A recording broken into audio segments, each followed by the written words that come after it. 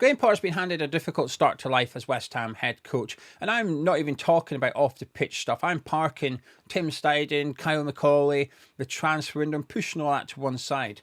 And I'm focusing on what happens on the pitch and what Graham Potter can do to influence those fixtures and pick up points for West Ham. It's been a tough gig for him. Obviously, reason number one, we've got the player availability, the injuries to Jarrod, Bowen, Michail Antonio, players out of form. It was a tough gig for him. And then in his first game against Aston Villa, Fulkrug got injured as well. Summerville got injured. So he's had a tough start in that regard. Then reason number two, we've got those fixtures themselves. That game against Aston Villa was only a couple of weeks ago, but it was just his third day in the job, and he'd only had one training session with the players ahead of that game. Like I said, in that game, we had Fulkrug and Summerville playing as well. So the fixtures have been a little bit tricky for him, because that Villa game was match 1 of 3 in 8 days. So he's had very limited time on the training pitch. However, despite that limited time in those fixtures and only being 3 games in, I think we've seen signs of how Potter will want to play at West Ham and how Potter's West Ham will look going forward. We've seen the back three, we've seen the wing backs, we've seen the box midfield, we've seen the sort of 2 number 10s in the centre forward as well. And at times it's been a bit of a mishmash because of players' availability, because of players during the game getting injured, and fatigue as well as being part of that. He's confirmed that Carlos Soler didn't start against Crystal Palace because he was tired. He's had to take off Lucas Paqueta and Mohamed Kudus in games because they've looked tired as well. So it's been a tough start for him. However, despite that, I think we've seen signs of Potter's team. And there's a bit of confirmation bias in there. Of course there is, because we know Graham Potter. It's not like we've taken a manager from abroad that's never managed in the Premier League and we know little about him. We know loads about Graham Potter because of his time at Chelsea, Brighton and Swansea. Not so much the Swedish club, but the 3 English clubs. And because of what you know of Potter, your pre-West Ham opinion of him, you're seeing bits of it already at West Ham, despite reasons 1 and 2 being very fair and very applicable. But now, today, we're ready to face Aston Villa. And I think it's a more difficult game. I think Villa are possibly a little bit better than where they were a couple of weeks ago, and will have a stronger team on paper. But they've got that fatigue element. They've just been to France to play Monaco during the week, and I thought they looked leggy in that game. I watched 65 minutes of it. I was up in Scotland, but I watched the first 65 minutes, and they looked tired. They looked poor. I thought their defence looked a bit ropey in there too. And Teal Kerr played fantastically well in that game. But we're ready to face Villa, and it's possibly, well, like I said, on paper they may be stronger. Duran's available to them. Malin's now there. In regards of circumstances, though, I think this is maybe one of the better times you're going to get to face them. But when I went into West Ham games with Lopetegui, I hadn't a clue what I was going to see. Tactically, I hadn't a clue formation-wise. And what we've seen on paper, I'm talking about the Chelsea game as a prime example here, and what they did was 2 different things. Alvarez doing that stupid hybrid centre-back thing, and it just completely ruined us. But with Lopetegui, I'd go into games dreading it because I thought whatever he's come up with is not going to work. And this is the biggest frustration I had with Lopetegui, is because something he had that was an advantage over West Ham for the previous 3 seasons was time on the training pitch. We had no midweek games, so fatigue shouldn't have been too much of an issue, but also getting your ideas across tactically should have been easier than ever before at West Ham, or certainly in the last 4 seasons. But we didn't. We weren't seeing it. We were not seeing the advantage of not having European football. And today I feel quite hopeful and optimistic that we will see that. Now, it doesn't mean I think we're going to win or anything like that. I just think we're going to be well prepared. I think the team are going to be well organised. The players out there today in a West Ham shirt will know their role, know what they're expected to do.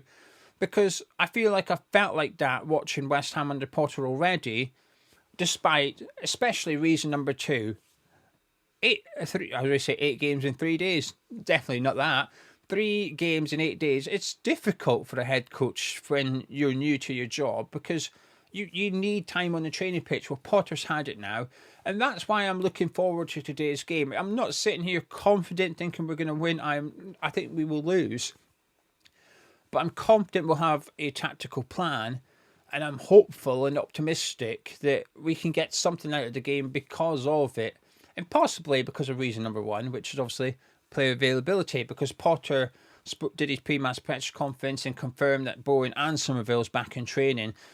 So it's sort of late fitness tests on both of them, if you like. But there's a possibility they will both be in the squad today. It could just be one of them. Could be neither of them.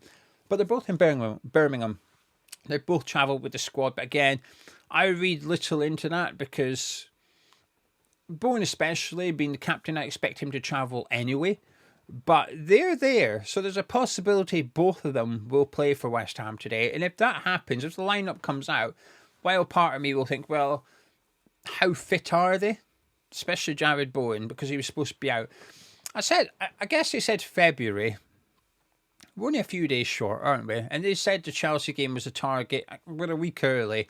So he's ahead of schedule, but it's not a ridiculous amount, right? It's a week early. It's, I think, feasible. I think I can take that and go, yeah, I believe that. And the guy he doesn't get injured. Well, I appreciate he just come back from injury, but Bowen's fitness records are incredible. Must be all that training on a potato field during the summer. But there's a possibility we will see both of them today. We will not be seeing Todibo, though. Potter's confirmed he is injured. And we will obviously not see Mavpanos because he's suspended after booting Mateta in the head. Which makes me curious as to what he's going to do defensively and what he's going to do with Jarrod Bowen. Hypothetically, if Bowen was fit, what's he going to do? Now, my feeling is that he would go Kudus, Paqueta and Bowen as the front three, but how that would look, I don't know which one would be the one down the middle. I think it might be Bowen. I think he'd maybe go Kudus and Paqueta in that number 10 roles that we've seen at Villa Park a couple of weeks ago, and Bowen would be the striker, and Summerville would go on the right-hand side, again, like he did, and performed incredibly well for the first half before he went off injured, which, killed our game. But the back three is where I'm intrigued, because I've already decided in a limited time under Graham Potter, I'm going to prefer Wan-Bissaka as a right centre-back rather than a right wing-back. I feel quite confident that that's going to be my preference for Wan-Bissaka, because I think he's looked good in the back three and not so good at wing-back. So I've got two bits of evidence there as to why in the line-up with each other. So that's it. And obviously Kilman will be in there. So who's the third player? And I think he's got a few options, really. He's got... You're not going to like these, but these are the options. Vladimir Soufal. I definitely don't want to see it. And I don't want to see Wan-Bissaka wing-back with Soufal centre-back.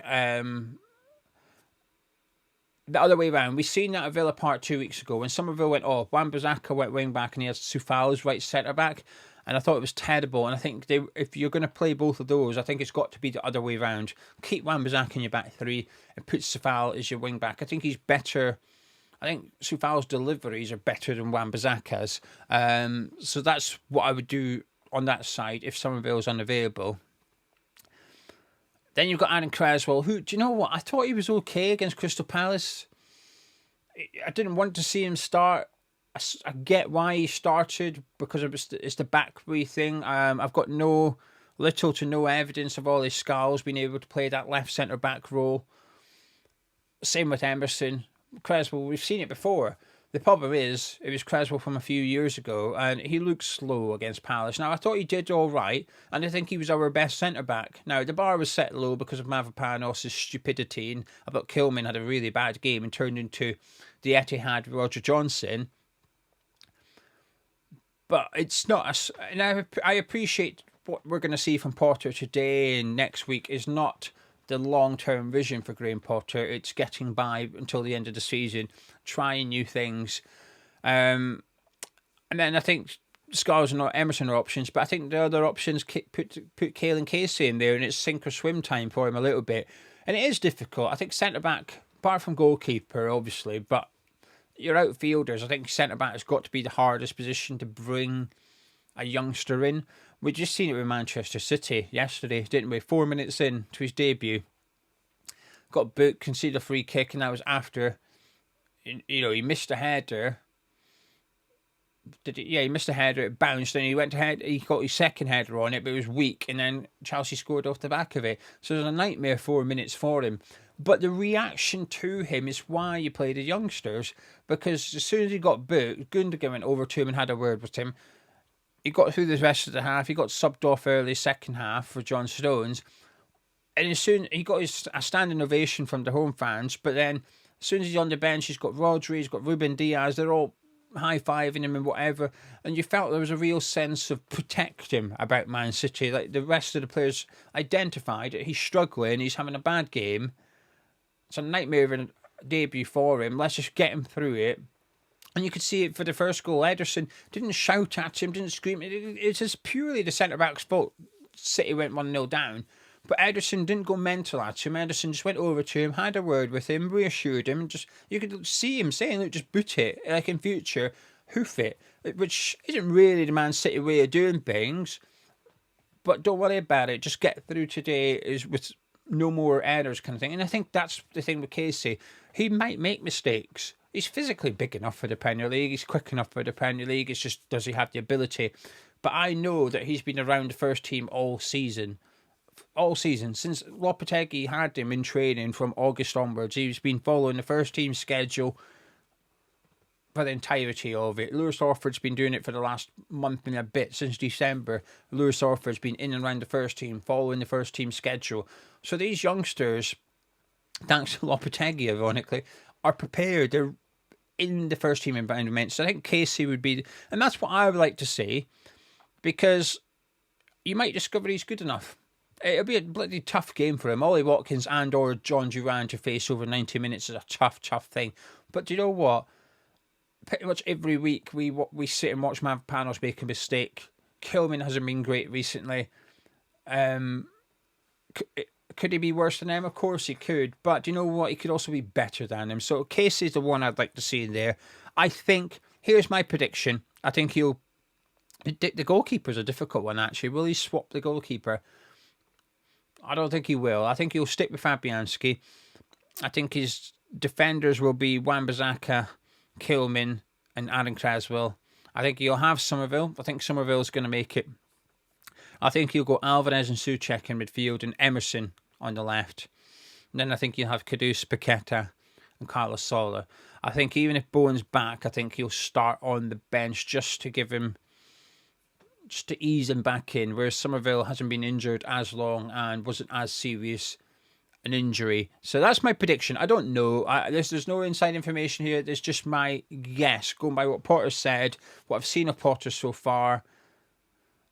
And I think that's what he will, in the player performances as well, and I think that's what he will look for. But I'm looking forward to today, actually. I'm intrigued. The starting 11, I'm looking forward to seeing the starting 11 and seeing what we've got. And if Summerville and Bowen are starting, I'll get my hopes up. I'm not going to lie. It will get my hopes up. And I'm not going to apologise.